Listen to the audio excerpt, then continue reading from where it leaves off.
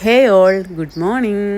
അപ്പോൾ ഇന്ന് ഞാൻ നിങ്ങളെ ഇതെന്താണെന്ന് പരിചയപ്പെടുത്താം. കണ്ടോ, ഇത് ക്ലോസ് ആയിട്ട് നോക്കുമ്പോൾ ഒരു നാളികേരം തേങ്ങ പോലൊക്കെ തോന്നുന്നുണ്ട് കേട്ടോ. തോന്നില്ലേ?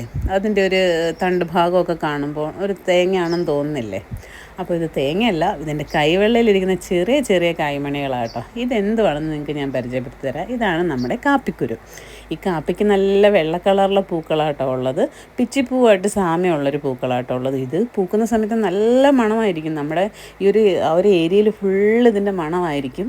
പിന്നെ അതിനകത്ത് ചെറിയൊരു ബ്രൗൺ കളറിലെ എന്താ പറയുക പൂമ്പൊടികളൊക്കെ കാണാൻ കഴിയും. ഇപ്പോൾ പിന്നെ നമ്മുടെ പൂവൊക്കെ പൂത്ത് വിരിഞ്ഞ് അതൊക്കെ കായായിട്ട് ഇത്രയും പാകമായിട്ടുണ്ട്. അപ്പോൾ ഇത് നമ്മളിത് ഉണങ്ങി കുറച്ചുകൂടെ ഒരു പാകമായി പഴുത്ത് ചുമന്ന് വരും, നമ്മുടെ തെച്ചിപ്പഴം പോലെ. അപ്പോൾ തെച്ചിപ്പഴം പോലെ പഴുത്ത ഈ കായ്മണികൾ പാകമായി കഴിഞ്ഞു.